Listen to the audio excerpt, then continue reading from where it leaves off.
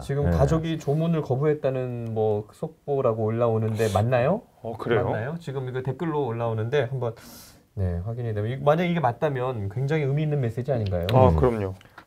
발견된 유서를요 지금 유족들이 공개를 거부하고 있는데 두 가지 헤드라인 정도가 지금 나와 있어요. 수사 대상이 돼서 억울하다, 열심히 일했을 뿐이다. 이걸 민주당 측에서 많이 활용을 하는 거고, 그리고 또 대표님 이제 다 내려놓으시죠. 네. 이런 메시지를 또 우리 지역에서 많이 활용을 하고 있는 것 같아요. 근데 형님, 제가 뭐 어떻게 보면 이 유서의 메시지가 당연한 것 같이 보이지만 그 입장에 처한 사람으로 제가 생각을 해봤을 때 내가 이제 세상과 작별을 하고 떠나는 마당에 얼마나 이 가슴에 북받치는 게 있으면 그 짧은 유서에 이재명 대표 얘기를 썼을까요?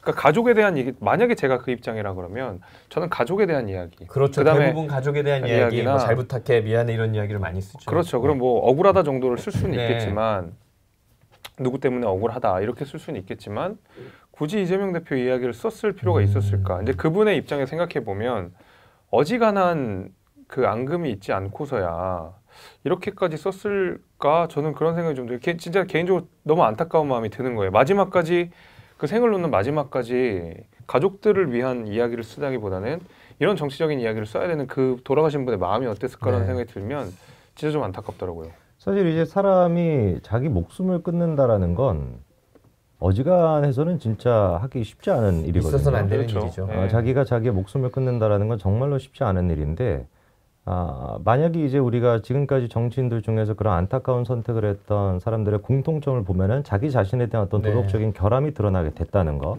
그러니까 자기의 어떤 생명보다도 중요하게 생각했던 명성이 파괴가 되니까 그거를 이제 감당할 수가 없어서 존재감이 완벽하게 사라지니까 이제 목숨을 끊게 되는 것인데, 이재명 대표 체제에서 주변에 지금 극단적인 선택을 하는 사람들을 보면은 그게 아니에요.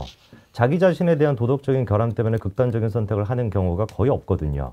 그냥 이재명 대표의 책임을 자기가 대신 짊어지고 떠나는 이런 지금 양상이 나타나고 있다 보니까 그런 분들이 마지막 순간에 자기의 생활을 정리하면서 유서 같은 거를 남겼는데 거기에다가 거짓말을 할 이유가 있을까? 제가 보기엔 하나도 없다고 보거든요.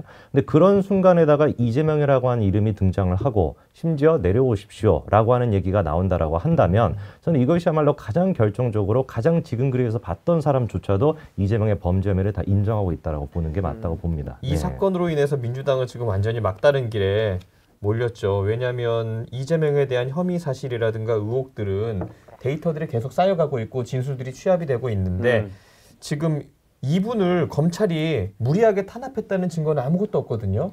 그러니까 지금 모든 스피커들이 얼마나 힘들었겠냐, 일반인들이 조사받아 힘들다, 검찰 조사하는 건 그렇다, 그냥 그렇게 추상적인 겉핥기식으로 항변만 하고 있어요. 그러면 그 논리에 따르면 지금 민주당이 주장하고 있는 누구를 특검해라, 누구를 수사해라, 뭐 이런 이야기는 어떻게 합니까?